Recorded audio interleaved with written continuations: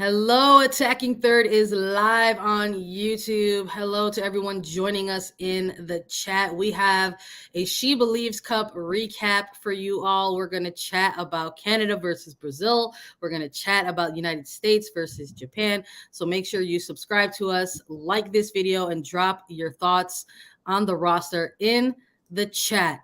Hello and welcome to Attacking Third, a CBS Sports soccer podcast. I'm Sandra Herrera, lead NWSL writer for CBS Sports. Joined today, as always, by my colleague and co-host Lisa Roman, broadcaster and analyst for CBS Sports. We're recapping everything SheBelieves Cup. We're going to go over both matches that took place on match day 2. Quick reminder for you all to make sure you leave a review on your favorite podcast platform. We're also on YouTube, so make sure you hit subscribe to us at youtube.com/attackingthird. Make sure you get exclusive USWNT content from us right here on A3. Lisa, we've got a couple more games to talk about. United States still on top of the standings here. They are on top of the standings. That's exactly where they want to be. I think it's where a lot of people expected them to be, but it has not always been smooth sailing for the United States throughout the SheBelieves Cup. This is exactly what we wanted as fans, as media covering the U.S. women's national team with 4 or 5 months before the World Cup. We need this team to be tested, and they got a test against Japan. The competition in SheBelieves between Japan, Canada, Brazil, the U.S. is really good. We knew it was going to be good, but it is very fun to watch these top nations play. I'm excited to join you on this Monday morning, Sandra. How's it going? How was your weekend? Filled with soccer? Filled with soccer. Look, we've been talking about it, I feel like, all month, and we're living it, Lisa. We're living the dream. We've been chatting all about February's wild window, the official FIFA international window, and all of the soccer taking place over the course of really these next what is going to be the past 10 days or so. Yes, that includes SheBelieves Cup. It also includes Arnold Clark. It includes the Interconfederation playoff. So we're going to know real soon about who's going to be the fourth team in Group E alongside the United States women's national team. And in the meantime, we've been keeping kind of the focus on SheBelieves Cup because we felt like exactly how you said we were going to feel. We were waiting for these games because we wanted to see the United States get tested against these particular programs. We're talking national teams that they have pretty significant histories with. Canada, Brazil, and Japan are all national teams that the United States has long rivalries with in terms of just overall series head-to-head, right? They kicked things off with a 2-0 win against Canada. And that was the 64th meeting between the two teams. And then they just met Japan, 39th meeting overall. So it's a long history between all of them. But they came off of that 2-0 win against Canada. And when we were recapping the game, part of what we spoke about was, sort of just Canada's energy in this game. We had to open up both the preview and the recap, and we're going to chat about it again here in case you're joining us in our SheBelieves Cup coverage for the first time. But Canada has been in an ongoing labor dispute with their federation over lack of resources, budget cuts, and pay inequity. And they kicked off SheBelieves Cup sort of talking about how they were going to boycott at one point. They were threatened with litigation. And then they decided, okay, well, we are going to participate, but we are playing in protest. That first game against the United States introduced how their protest is going to look for the foreseeable future. They'll be wearing purple in protest due to what it represents in terms of gender, the fight for gender equality. So that continued in match day 2 for Canada. We still saw them come out playing in protest. They had the purple shirts. They had the purple wristbands, the shirts reading "Enough is enough." And one of the things we were curious about in our preview is how they were going to look in their second match. So Was there going to be still sort of that heavy emotional weight of having to once more keep fighting for these types of things with your federation? Make awareness, create awareness around all of this. How is that going to, affect the team? And head coach Beth Priestman in the recap press conference against that loss against the United States targeted that, said that we're going to have to come out with different energy in these next two games. It's a round robin tournament. We don't have a lot of time to make those adjustments. It's going to have to come quickly. So yeah, I mean, a win is a pretty good turnaround. A huge turnaround for Canada. Yeah, I mean, Canada's head coach, Bev Priestman, saying that calling her team flat against the United States. And that is like the worst thing that you could call a team and your own team as a coach. I mean, that's a really bad reflection on your team and on you as a coach, frankly. But I mean, their attention and their mental state had been completely divided because of everything that was happening off the pitch. I think the response from Canada in this 2-0 win over Brazil was exactly what Canada wanted. It's exactly what Bev Priestman wanted. It's exactly what Canada needed, right? You talked about the purple wristbands, the purple shirts. Brazil also making a statement and saying that we're going to stand with Canada, wearing purple wristbands themselves in support of gender equality across the board. And so I think that's also such a testament to this sport and the women's side of football, because it is such a family, and it's despite competitors on the pitch, like they come together off the pitch, right, to have supports in the same thing. But I agree. I think that for Canada to turn it around completely after suffering a 2-0 loss to the United States, they end up keeping a shutout in goal. And it was Kaylin Sheridan, who is the San Diego Wave goalkeeper in the NWSL, goalkeeper of the year in 2022. She had a tremendous game in goal, looked a bit more focused in this game, as everyone did for Canada. I also think we saw a little bit different of play from Brazil than we did in the first match against Japan. I mean, Brazil was a team that had a few ups and downs in their first match against Japan. I think the changes in the second half of that first game for Brazil were much better.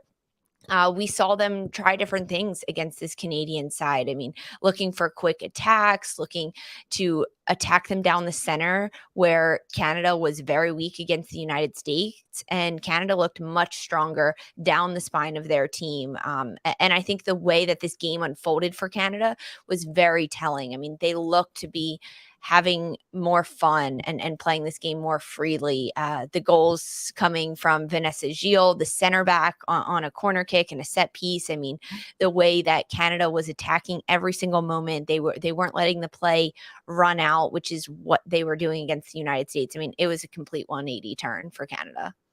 Oh no, absolutely. I think gosh, I mean, like we talked about how these two teams have familiarity with each other. They're coming off of a couple matches played against each other just even last year, right? And we're not even taking into consideration the times that they have met in international like tournaments like this. But I was curious. I was just, how Canada looked, like Priestman said, just sort of looked flat, in that opening game, and how they were going to turn that around, what they were going to use, in terms of, tactics and formations. Because in terms of motivation, I don't think that that's something that's missing for this Canadian side. They have plenty of motivation to go out there and compete. That's something that kind of, I don't know, I think that kind of bothered me a little bit, like, so seeing that, kind of on in social media spaces, that they looked unmotivated. I'm like, I don't know if that's the correct phrasing people should use with this team right now, considering everything that they're going through. But a 2-0 scoreline almost feels the norm for these two sides. I mean, mostly, I think in terms of the actual stats, right, we're talking about mostly even categories here. Brazil leading the total shot attempts with 14-10.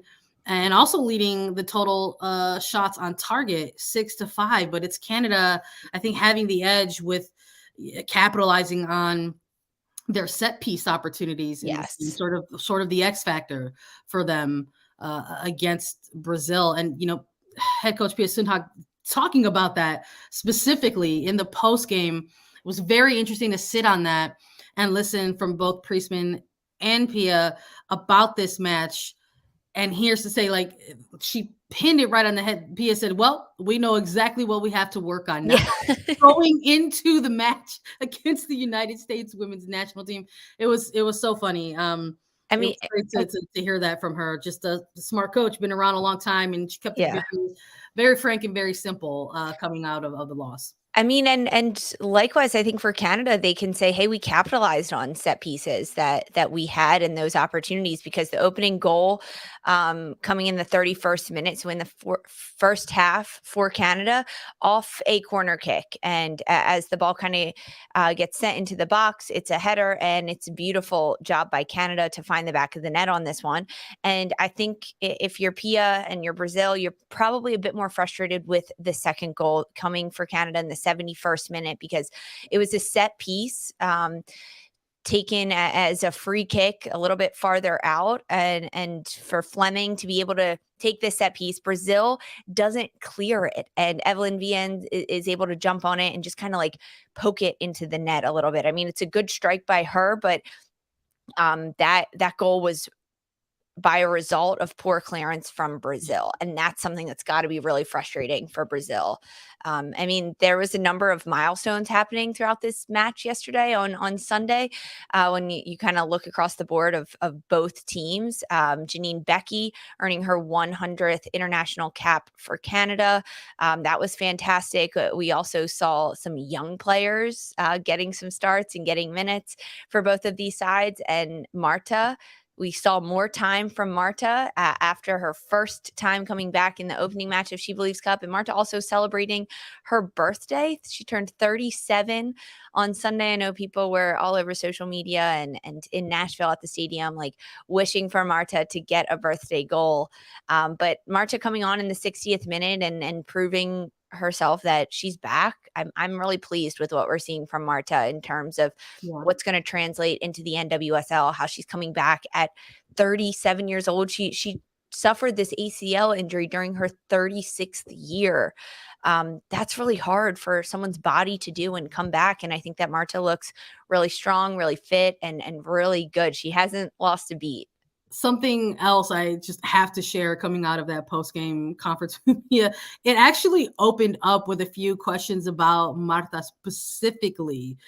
And it was so great to hear her talk about it, because the line of questioning essentially was asking Pia, like, how and why is like Marta so cool? Yeah. Because Pia like actually used that word when chatting about her most iconic and veteran player. It was just like, it's just great to have her back, because not only is she great at soccer, but she's just so cool. And she was asked to elaborate on that, and just she gave examples of both, like how she's so great on the pitch and on the ball, but what she means to the team in terms of just being a teammate, and sort of her presence in the locker room for other players. So I thought that was probably my favorite highlight or soundbite to come out of the press. Like the first opening 5 minutes was like, yes, like talk to us about how Marta is just so cool. And I mean, she is so cool. And Pia was like, yes, 100%. Like let's chat about that. But absolutely, happy birthday, to Marta, the legend for sure. But big win for Canada. Huge. Turns their SheBelieves Cup tournament around a little bit, heading into match day 2.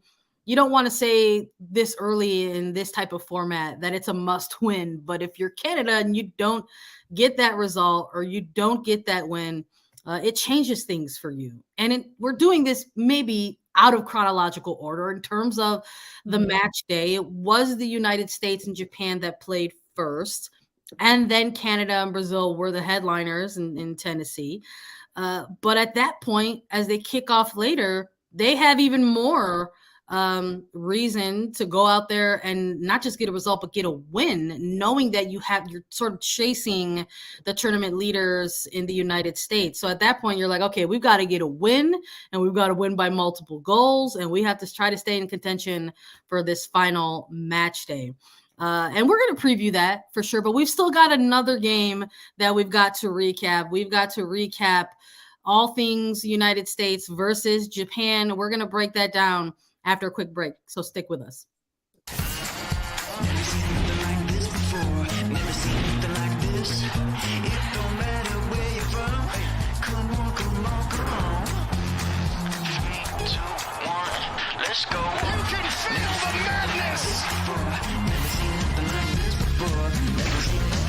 Yes. All right, we're back. Let's chat all things United States versus Japan. We're going to spoil it for you. United States, the victors in this one, 1-0. And before we actually start reacting to the starting lineups, talking about the games, just got to put ourselves on blast. Lisa, we did make a prediction for this game, and we said, hey, like we're gonna see a win for the United States. But the score lines that you and I went with were 2-goal margins. Yeah. You had a 2-0, I had a 3-1. This one ends tense and narrow, a 1-0 victory for the United States. This was a really interesting game. This was a very interesting game. That's how I'm going to say it. Whether it was the United States, whether it was Japan, this game was incredible to watch. I can't imagine being a neutral party and watching this game, being in the stadium, right? There was a lot that we have to unpack with this game because, yeah, I thought that after the United States' first game against Canada with Swanson getting 2 goals, the midfield for the U.S. looking really strong. We saw defensive integrity between the midfield. Of course, there was Alyssa Nair, Becky Sauerbrunn providing a lot of communication and a lot of organization defensively for the United States. But I was just really impressed after that first game for the United States. Then we head into this second matchup for the US against Japan. And Japan is a incredibly talented team. They're compact defensively. They're really organized. They are really disciplined. They're very technical, which can pose a lot of questions to a United States side and what they're able to do. And also, I mean, Canada struggled in that first game against the US. So we knew that this was going to be more of a test for the United States against Japan, but I just don't think people were expecting it to be this much of a test because if you look at some of the stats and how this game was broken down, it is shocking that Japan did not get a goal. It is shocking that Japan did not get a goal. It would even just like shots, right? 15 shots for Japan and only 5 for the United States. 2 apiece for shots on goal for each of these sides. This was a very, very well battled game, and it opened. It really showcased a lot of holes for the United States and forced a lot of questions on Vlatko Andonovski and this U.S. side, which is exactly what we want 5 months out from the Women's World Cup. Look, I enjoyed this game. Yeah. It might have been agonizing, you know, if you're just sort of if you're taking a look at it as a casual fan, but taking it back for you and I here, referring to the preview, the predictions that we made in there, and I'll still refer to that preview. I'll even refer to, you know, just our build up to this moment and this tournament. We reacted to the roster when Andonovski named the 23 players who were going. You know, we reacted to the scheduling and to the teams when they were announced for She Believes. I feel like we've been talking about this window of time forever, and this is the game that kind of delivered for me. Yeah. Did it probably feel great for the team to go out there and get a quick start and win and get a 2-goal victory against Canada? Sure. But we were looking, you and I know, Lisa, we've talked about this pretty frequently, probably over the last 4 to 6 games for this team, that we wanted to see something where we would get an eyes view of perhaps more defensive responsibilities from this team. And I think we got that out of this game. I think we had, when we're talking about it, just hearing you with the quick kind of recap, I think we had to start with the lineups in terms of what we could have anticipated in this game. We saw 5 player rotations to the starting lineup for Andonovski in this game against Japan. Casey Murphy got the start in goal. Sofia Huerta, Alana Cook, Naomi Girma, and Emily Fox to round out the back line. Christy Mewis, Lindsay Horan, and Ashley Sanchez in the middle third, and Lynn Williams, Alex Morgan, and Mallory Swanson to round out the top line there. 11 players, like I said, 5 player rotations. We figured we were going to see that due to the quick turnaround and the type of round robin style competition that this is. But I think with those 5 players, I think you look at that number and you're looking immediately at those players to see like how they're going to perform, what's their impact going to be. And I think if we break this down half by half, Yeah. even though we ran down the stats and the numbers just now, it was a little nervy. I guess maybe that's the word I'll go with. Nervy perhaps is I don't mind that word. I don't mind that word at all. I think it's a pretty good shout. I mean, when you look at the changes, um, none of them too surprising, right? I think that we're seeing Black Witanowski utilizing the versatility of an Emily Fox on either side of the pitch, because she started the first game on the right. She starts this game on the left. We ultimately see her switch to the right throughout this game.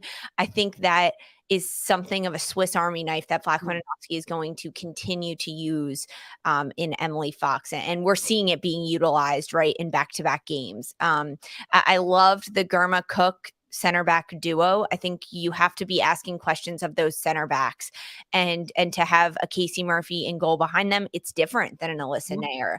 I also think, I know you and I talked about an 80 Franch in goal, what we were going to see, and we will preview the next match for the US, but I think that we're seeing that Casey Murphy is growing into this role as the number 2 goalkeeper on this team. I think she proved herself in this game. There was a lot of questions asked of Casey Murphy. She kept a clean sheet. She kept the ball out of the back of the net. There was definitely some questionable moments, but other moments where Casey Murphy stepped up and saved this game for the United States. I was really impressed with what Casey Murphy did throughout this game. But I think it did expose defensively what was going to happen for this team. I mean, you just mentioned it. It was Kristie Mewis in the midfield, Lindsey Horan, and Ashley Sanchez. Rose Lavelle still listed as unavailable for this match for the United States, dealing with a little bit of that muscle strain that happened a few days before the competition started in SheBelieves Cup, which allowed for Ashley Sanchez to get that start again. But we got to see Kristie Mewis in the defensive 6. And I think that with Black Witanowski looking at his options between Andy Sullivan, Taylor Korniak, and Kristie Mewis, this is another option. I was pretty impressed with Kristie Mewis in this role, but we also saw a different structure in the midfield, because the first game, it was very much side by side for those players. It was Horan and Sullivan being a dual 6. In this game against Japan, Horan was pushed much higher and much wider, and it was Kristie Mewis left alone in that 6. And I just don't think that's going to work moving forward for this team. We got to see it, and it was tried, but Horan was lost in this midfield. I think Kristie Mewis played the best out of those 3 midfielders in a role that she doesn't typically play. Mewis is much higher up the field traditionally, formerly with the national team when she's played in the midfield, with her club team at Houston Dash, now at Gotham last year. Mewis plays higher, and she played the defensive 6 role, and she played it very, very well. We have stats to run through on her as well, but I just think that Horan is going to be much better utilized deeper, being in that double pivot in the defensive midfield, because Sanchez was not inspiring in this game, especially in the first half, and neither was Horan. I do wonder a little bit if, something like the player rotation kind of disrupts perhaps some of the flow from in a quick turnaround from game 1 to game 2. It's a passing thought, but it's not an excuse, or it shouldn't be an excuse, especially if you're a player that's getting those 2 consecutive starts, right? So when we're looking at that middle third specifically, we've got Horan and Sanchez with 2nd consecutive starts, and the new piece there is Kristie Mewis going forward and getting the start against a new team in a competition. So I'm with you in terms of, hearing you say like, oh, I think that Mewis was the better amongst the 3, but I also think you can add on to that and say that she was the better amongst the 3 in a not so good first 45 minutes. And that's sort of what I think. It was a defensive first 45 minutes for the United States. My goodness. And maybe that's why Kristie Mewis looked so good, because she was being asked to do so much defensive work, and that's what her focus was heading into this game. They did not have a lot of time on the ball when whenever they were trying to maybe, go ahead and spearhead at something or lay off the pass for an attack, they were just swamped. You saw there were moments in time where there were not just one, but double coverage from Japan in terms of their counter press. Amazing. Yeah. And it's just like it, but there was this other fleeting thought where I was just kind of like, listen, like Japan has, the better of the attacking play in this first half, and the fact that they hadn't gotten on the scoreboard in the opening half hour, I was like, you know what? I'm like, this is actually not good for Japan. The fact that they just are going and going and going, and they're not getting anything like specifically dangerous. Like we're talking about in the first half alone, just get 6 shots off compared to just 2 by the United States. But guess what?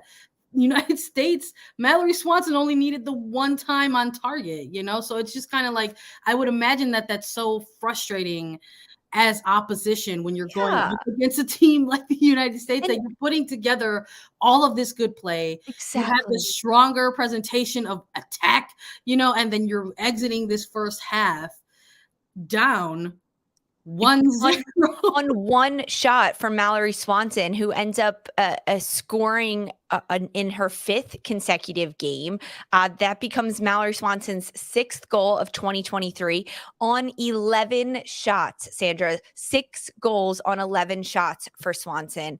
That is amazing, and that just speaks so much to the stride that Swanson is on right now. But also, a team can't rely on Swanson to get 1 shot a game and score 1 goal. Yeah, I mean, I think if you're Japan, you're incredibly frustrated at that 35th minute mark, 40-minute mark when this happens. And honestly, we saw the frustration in the United States because they were without the ball so much in that first 45 minutes. They were having to defend, looking more like a 4-2-3-1 or a 4-5-1 in their defensive shape, which frankly, we haven't seen enough that the United States be put on their heels and have to defend in their defensive half for long stretches of time. I liked watching it. I liked watching these players problem solved. Of course, I was a little bit nervous and I was impressed watching Japan, but I wanted to see how the United States could problem solve against an incredibly talented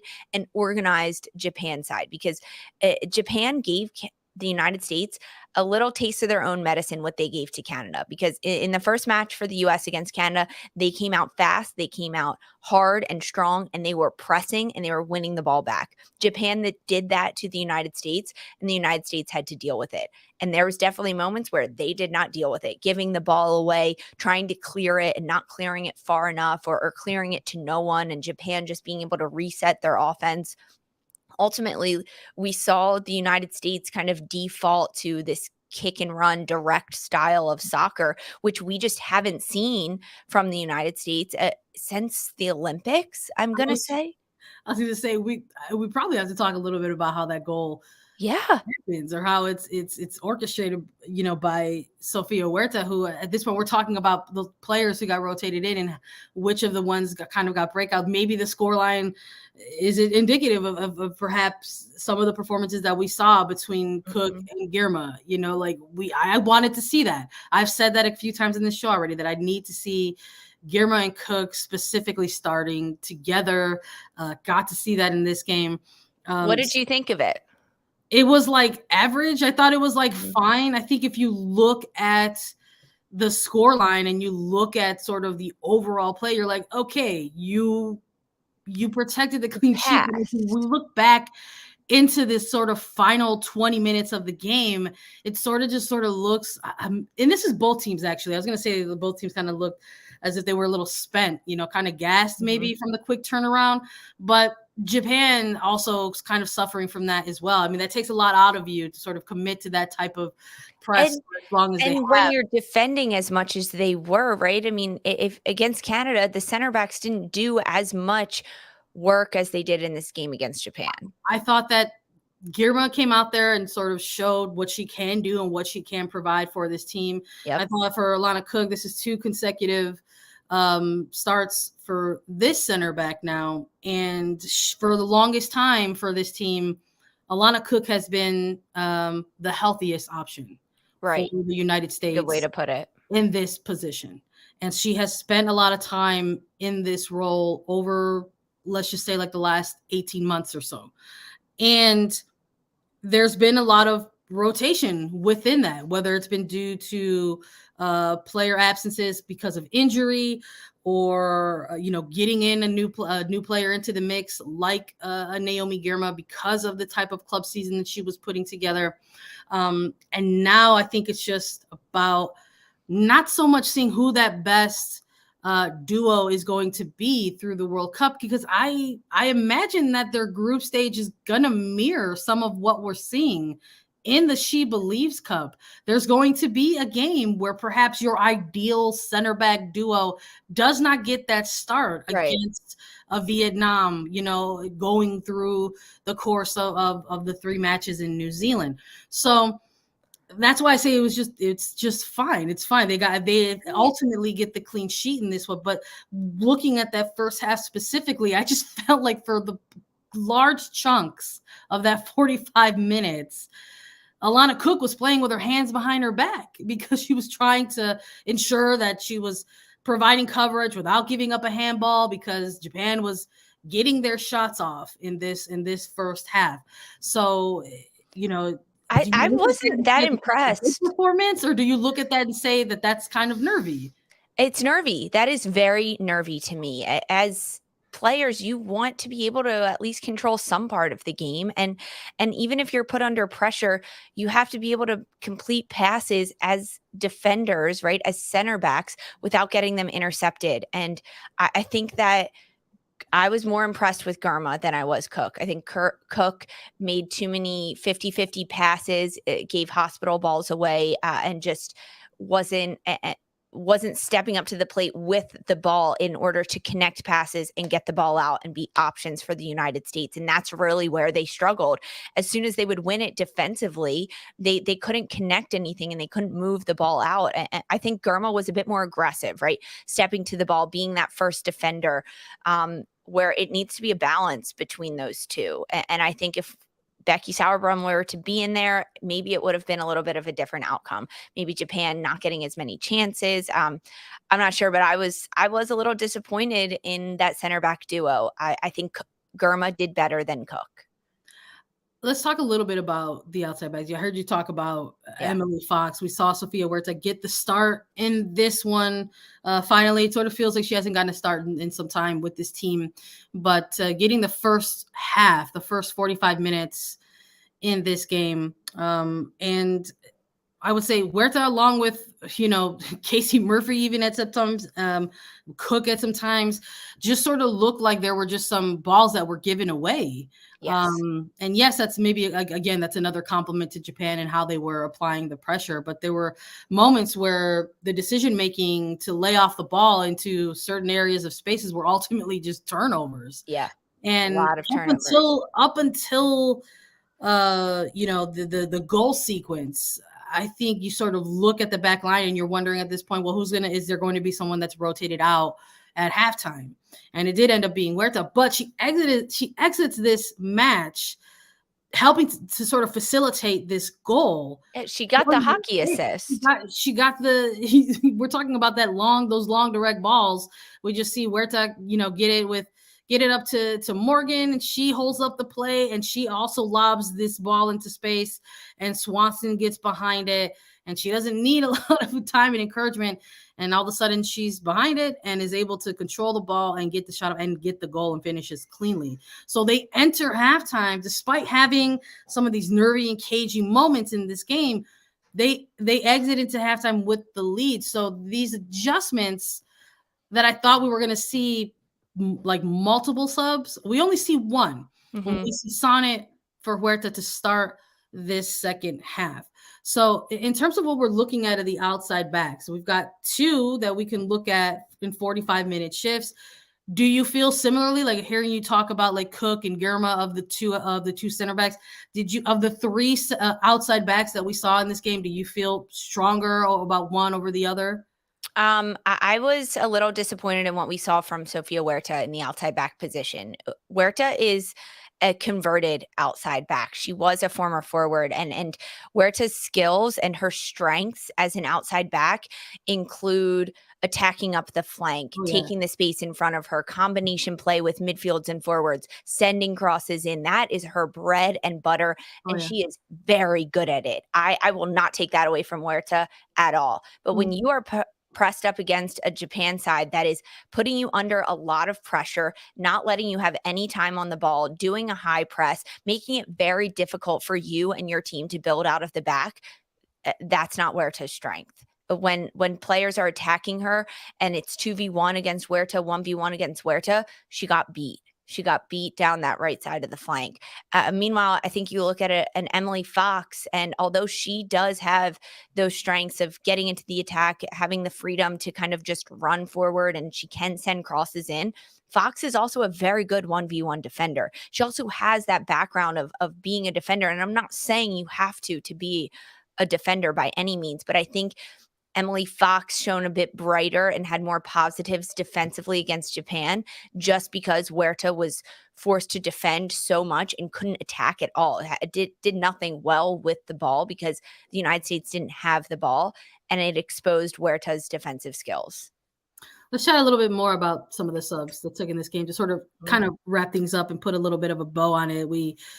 We saw Andy Sullivan get back into this game. We saw Andy Sullivan get back into this game. Trinity Rodman get back into this game right around the hour mark. Those were the two subs coming in at the 64th minute. Ashley Hatch on for Alex Morgan in the 70th minute, and Megan Rapinoe on for Swanson as well in the 70th minute. Taylor Korniak getting some time in this game again as a very late game off the bench option, coming in the 85th minute for Lindsey Herrera and getting a caution immediately. That was very confusing. I think it was just sort of because of the sub window and how that took place. But in terms of these extra substitutions, these players that came on, ones that stood out were able to make an impact for you in their limited time. Yeah, I mean, I like some of these subs coming in. Honestly, Sonnet coming on at the 45-minute mark. I know we just talked a little bit about the outside backs, but I was impressed with Sonnet, very impressed with her in the first game against Canada. This one, maybe not as much. She didn't have as much of an impact on the game. And then Rodman coming in and Sullivan for Sanchez. This was a little bit different in the midfield, these substitutes that happened, because players were pushed higher, right? Herrera was pushed much higher in the midfield as Sullivan came on for Sanchez, and kind of how everything unfolded there. And then Hatch coming in for Morgan. I just wasn't as impressed with her as I had been in months prior. Even against Canada, it was kind of like the pieces weren't coming together. I'm curious if it becomes like you have to play the players that play in club together. Like, right, if we see an Ashley Sanchez, a Trinity Rodman, and Ashley Hatch and Andy Sullivan together, will there be a little bit of magic happening? But that's not what this team is waiting for. That's what club is for, and that's what they can do there. But you need to be able to perform, create as a forward, as an attacking midfielder, without relying on players around you. Frankly, we got to see the first glimpses of a Megan Rapinoe in a tournament like this coming in for Swanson. I think that immediately, as soon as Megan Rapinoe came on, there was a bit more possession for the United States team. Just Megan Rapinoe dropping deeper into the midfield and connecting those passes. Not many minutes given to her, not many minutes given to Korniak, but ultimately, I think that with Christy Mewis in the midfield, I was impressed with it. I think that if we do a Christy Mewis with alongside an Andy Sullivan in the midfield, being both defensive sixes, that could open up some very cool possibilities for this United States team. And I think Herrera needs to be deeper in the midfield than higher. Yeah, I would like to see it. I wouldn't be opposed to that. I mean, you've got one more game in this tournament. Why not try some stuff? Because after this, the windows are just two remaining in terms of the available prep time for this team. But I think in terms of sort of the main kind of, I think, breakout performances out of this game, we take a look at those substitutions and sort of wrap up and close the game. And then we sort of take a look at those 5 players that got rotated in, right? You want to look at these players who finally get this window of time to really try to leave that impact on the coaching staff, as you know, that player pool tends to get smaller and smaller as the World Cup gets closer and closer. But I think obviously the big standout is Casey Murphy. Huge. Coming up with massive saves down the stretch, you know, for a team that's sort of looked like they were feeling the 90 minutes at that point. But coming up with a couple highlights type of real kind of stats, or excuse me, sort of highlights. But I liked Girma in position as well. It's great to see her. And, you know, for some of the kind of nervy kind of moments out of Huerta, I think this is just a game from her. That's just another one of those reminders of what her strengths are. You know what I mean? So good to see it. And I hope we get to see some more rotations in the next game. How about you? Who stood out? I agree. Casey Murphy for sure stood out, kept this score line at a 0 for the United States, kept the shutout. I think really grew into this role as much of a leader as she could be in her communication and in the way she organized defensively. There was a lot of questions asked of Casey Murphy, and I think she answered them very well. I was very impressed with her. I think Girma in the center back as well. I think Fox is someone that Vlatko Novsky is going to lean on. Of course, Mallory Swanson, of course, this player is just electric right now. Whatever she's eating, keep feeding it to her, keep her feeling good. And she's just able to score easy goals. And I don't mean easy goals. I just mean clinical goals. And that is what was lacking. Look easy. Yeah. Yes. And that was what was lacking from her game 4 years ago, right? That's what she was struggling with. I honestly was very impressed with Christy Mewis in the midfield. I think she looked the best in that first half out of any of the midfielders. There was a lot of questions asked of Christy Mewis, and she answered them in the role that she was doing as the defensive midfielder, as the 6. She made a lot of really big stops. She had 9 defensive recoveries, 6 tackles. She won 10 duels out of 12 contested duels. I think defensively, Christy Mewis was fantastic for the United States. And then on the other side of the ball, because Christy Mewis is traditionally more of a 10, much higher up the pitch, she's got a really good vision to understand how to play balls, where to slip them through. Perhaps there are times when she plays them and maybe it's not the safest choice. We don't see traditional 6s play that pass, but with Christy Mewis, she's able to do that. She had 83 touches in this game against Japan. Her passing completion rate was over 90% for each half. 61 of 67 passes were completed. That is an unreal stat for a defensive midfielder. And a lot of these passes were forward played passes, right? You're not just connecting as a defensive 6 with your center backs when there's no one around you. I was really impressed with Christy Mewis. I'm excited to see what happens next for the U.S. against Brazil. 100%. Right on. I love that. I think that's a good pick. Love that you had the numbers to back it up as well. But the win means that the United States stay on top of the standings in SheBelieves Cup. They are currently in first place, but Canada and Brazil also have a win under their belt in this competition. Goal differential might come into play. And the final match day, we've got a preview of the United States and Brazil right after a quick break. Meanwhile, on Paramount Mountain. Okay, we have the northern face, the southern face, and The Sylvester Stallone face. Of course. Hey, how you doing? How you doing? Is that Dad? Yeah. No, don't sneeze. Dear God, no. Hold it. hold it. Don't do it. Go! Ha! Gesundheit. Thank you. You're welcome. All right, one match day remaining in the 2023 SheBelieves Cup. The United States will play their finale against Brazil on Wednesday, February 22nd. It's kicking off at 7 p.m. Eastern. This one for all the marbles. So let's take a look at the standings right now.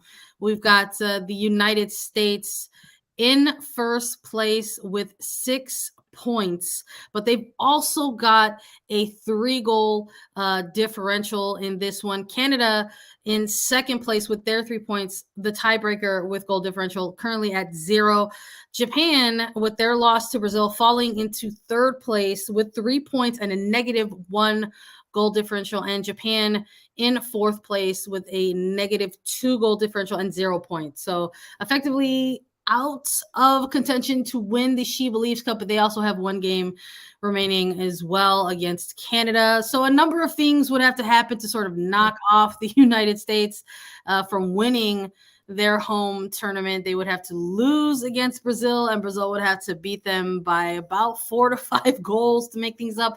And they would need Japan to defeat Canada as well, while Canada would need the favor from Brazil and also defeat Japan by a slew of goals. So there's a lot of moving parts. That's basically what I'm understanding. Yeah, and I tried my best to lay that out there in terms of setting up the final stage for everyone. But in terms of United States versus Brazil, we have another 2 teams that have long histories against each other, have typically played in more recent history some wild matches. I mean, we're talking about SheBelieves Cups and Tournament of Nations, as Brazil has participated in some of these competitions in the United States. They have provided some pretty fun fixtures, we'll just say, between these 2 teams. But these 2 teams going up against each other after already having 2 games played in SheBelieves Cup, yeah. I think you've got a lot of footage. I think you've got a lot of minutes in between to where this is already kind of setting up the possibility of having another classic kind of fun, what can happen type of game between these 2 teams. Yeah, I agree. It's a lot of excitement around this one, and the way the SheBelieves tournament is set up as this round robin tournament, the United States will play the later game against Brazil. So some results may already be a little bit determined. I know you talked about like how many different factors there are for who will raise the cup, but still not possible, right? Like if Brazil comes down to it and ends up beating the United States in this late game, a lot can happen. But this is a very, very big matchup. And I think that when you look at the past 2 SheBelieves Cup matches for either side, the Americans and the Brazilians, there's been steps, there's been growth, and there's been progress, right? We saw from Brazil, we saw them not start as strong against Japan, not come out as fast as they could. And then they make some tactical changes in the second half, opening up a little bit more of their offensive threats and giving them more space on the field against a Japanese side that allows them to attack and continue to move forward in those roles. Then we see Brazil against a Canadian side that struggles on set pieces. Frankly, that was the biggest thing on clearances because Canada had opportunities and Brazil just couldn't execute on the clearances. Brazil also had a lot of chances. They got in behind Canada's back line and couldn't finish their chances. Some good goalkeeping by Kaylin Sheridan, but also some tough moments offensively for Brazil. So we saw a lot of different pieces from this Brazilian side. And I think likewise with the United States, they came out really fast against Canada and they did not come out fast against Japan. And that was an emphasis for Vlatko Andonovski and this U.S. side. Coming into this game against Brazil, the Americans need to start fast. They need to start quick, start fast, get shots on, force Brazil to defend in the opening 5 minutes, put on a high counter press, make it really difficult for Brazil to build out of the back. Those are some of the questions that I'm looking at for the United States. Can they impose their game on the Brazilians? Because we did not see that at all against Japan for the United States. And I think a little bit comes down to personnel too. We saw 5 changes for the Americans in the second game against Japan. And how is that going to look against Brazil in this third match? I'm curious about the personnel as well. Yep. We're looking back on these 2 matches going into the final match day. There are multiple players now who have got consecutive starts. And I'm with you 100%. I want to see the United States show us some of what they presented to Canada in that first match. You want to get out there, get on the front foot, hit the pedal to the metal, and just go, go, go. Right? They started out quick and they never looked back against Canada. Are we going to see that against Brazil? Is there enough in the tank to see that against Brazil on a final match day? That's where my thought process is, because there's a number of players now that we can look at from match day 1 and match day 2 that have had consecutive starts. We talked about Lindsay Herrera in that midfield. We talked about Ashley Sanchez. We haven't talked about Mallory Swanson getting 2 consecutive starts in this tournament, playing extended minutes. Are we going to see the same from her? Lynn Williams and Trinity Rodman kind of switching off as in that extra winger role. Whereas in the first match against Canada, Rodman was tasked with the start and got extended minutes. And then against Japan, it was a little bit of the reverse for Lynn Williams. Alex Morgan with 2 consecutive starts in a game like this. Is Rose Lavelle's availability going to change for this game against Brazil? Hearing Andonovski talk about sort of the muscle strain that was, picked up in training by Lavelle, that she was available in full training ahead of Japan, but she was going to be on a game day decision, that they were not going to risk a player if they felt that injury was a possibility. And we didn't see Rose Lavelle for a second consecutive game. So do you just say, okay, you're good to go, and now you get Brazil? Like, there's a number of things that I'm looking at. So I'm with you. I'm with you 100%, dude. I want to see that quick counter press. We want to see them double up. What's left in the tank at this point? Yeah, I agree. I think that some of the questions do fall around a player like Rose Lavelle. If she's back, do you even play her at this point? Like, I think yes. Maybe not a start, but she would rotate in, get some minutes. But also, if she's only 60%, it's not worth it to injure a player like Rose Lavelle. So unless she was maybe 90% in Nashville before the Japan game, and now after more days rest, more days recovery, more day training, you can say Rose is now at 100%, and she has been at 100% for a few days. That's when we'll see her. No other time. I'm not sure so much in terms of like rotation, what we're going to see, because how much is left in the tank? Like, sure, that can be a question of this, but also I think it doesn't matter so much, because this team is preparing for the World Cup, and you're going to have to play back-to-back games. And you asked about Mallory Swanson. She's the only U.S. player to have started every game so far in 2023. She's got all the goals in SheBelieves Cup. Who else is going to score for you if they don't start her? I agree completely. I think Swanson gets the start. You don't, unless something happens, right? Unless there's a little bit of soreness or fatigue in the muscles. But frankly, no, I think what we've seen from Swanson over the last 2 years is that she has grown into be a professional in every sense of the word. And that means taking care of her body from the inside on the outside. I think that we do see a start from Swanson. I do. I also don't think that we got to see enough of Lynn Williams against Japan. I just think that the way the game unfolded, when Lynn Williams wasn't utilized as best as she could have been, which was maybe a detriment to herself. And some people would say, hey, we didn't even, Sandra, you and I didn't even talk about Lynn Williams in the Japan game. We didn't talk about Alex Morgan. We only talked about Swanson because she scored the goal, but we didn't talk about them. But I don't think it has to do with the lack of their skill, their effort, or what. It was just kind of the way the game was unfolding. And frankly, it was a big result of the midfield in the match for the United States against Japan, because they weren't able to get the ball to Lynn Williams. So that's something that I'm struggling with. Like, I think I do want to see Lynn Williams get more minutes in this game. I think we'll see Dunn again in the back line. I think maybe we could see a start from Sonnet.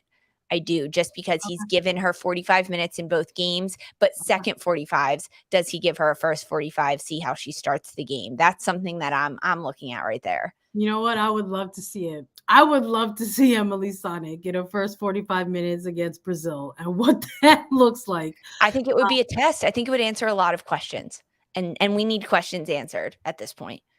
Yes, I'm with you. I would love to see Emily Sonnet get a Sink or first swim 45 against the Caroline or against the Yes, Virginia. that's what I want to see. Emily Fox is going to be fine defensively against them. Honestly, Yeah. Fox you one of are. those players with 2 consecutive starts, right? At this You point. know that Fox is going to be fine. Expose yourself. Give Sana a run 45 minutes. And if she gets destroyed, then you know what you're working with. We've seen another position that we've seen rotation, and we saw Listenair get that first game against Canada in goal. We saw Casey Murphy get a clean sheet against Japan. There's a third game here. There's a third goalkeeper on this roster. Do we see Adriana Franch get a game in this one? And is it going to be against Brazil? I want to see AD French get 90 minutes. I don't think we will. Yeah, same here. I couldn't. Yeah, same here. Same preface. It's like, honestly, I think we might see Casey Murphy again. Yeah, I wouldn't be opposed to that. I think the idea behind that, if the idea behind that is like, we see you as our number 2 going into the World Cup. Granted, when you're building a World Cup roster, they're going to take 3 goalkeepers, right? Yeah. They always take 3 goalkeepers. But Right. in terms of, sort of having those conversations with your 3 goalkeepers that you intend to take to the World Cup and how you want them to stay mentally ready, you're having a certain type of conversation, maybe with somebody like Casey Murphy. So I wouldn't be opposed to that, but I'm with you in that I really want to see French get a game. And I do too.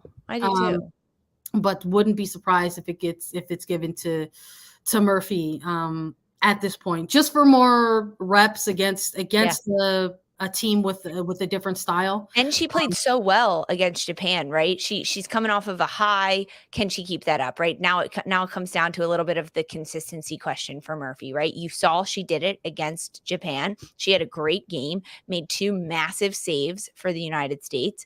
I think she will get the start. I want to see Franch, but I think that the way it's going, I think we'll see Murphy. Some narrow score lines for these 2 teams in previous SheBelieves Cup. I think it was a 1-0. It was a 1-0 score line in 2019 against Brazil. And then in 2021, it was a 2-0 score line between these 2 teams. The United States, both on, the winners column in that one. And maybe let's close it out with a prediction. Do you think this is going to end a certain kind of way? Who's your pick? What's your score line? I think the Americans are going to win. I think they'll win this game against Brazil, and the entirety of the SheBelieves Cup, end up lifting the trophy at the end. But in terms of a score line, I think I'm going to go 2-1 Americans. I think that with the defensive structure, I just think that Brazil is going to look to get a goal, and that they might. Right? I think we might see more minutes from Marta as well. Yeah. She's been subbed in the 60th minute mark in the first 2 games. Maybe we see her at the 45-minute mark at this point. Yeah, listen, I went with a 3-1 scoreline against Japan, and Japan has struggled themselves, right? We're talking about, even though they looked really good in the attack, multiple shots, total shots, but only a second consecutive game for Japan with only 1 attempt on target. So with Brazil, that's a little bit different. Not only are they getting their shots off, they're getting some on goal. Yeah. So I'm looking for the rotations in this one, but I want to see some goals in this one. So I don't know if it's going to be a high flying goal scoring affair, but I do think the United States are going to come out with a win. And I went 3-1 for Japan. I'm going to keep that for this one as well. I'd like to see a 3-1 in this one. I don't know if it's going to happen. I think it's more realistic to have it 0. So if Swanson has scored all of the goals in SheBelieves Cup so far for the United States, she's on a 5-game scoring streak, and you want 3 goals from the Americans. How many is Swanson scoring? I'm going to say she gets 2 and Lynn Williams gets 1. I love that. I think we could. 2 for Swanson is like on par. Yeah. Easy money. You like it. I love it. But that's all we've got for everyone today. Thank you all so much for listening to Attacking Third. Download, follow, listen to us anywhere you get your podcast. You can watch us too. Subscribe to us on YouTube so that you get alerts for whenever we go live at youtube.com/Attacking Third. We will be back with a full recap of the United States women's national team against Brazil. So stay tuned for that episode. For Sandra Herrera and Lisa Roman, this was Attacking Third.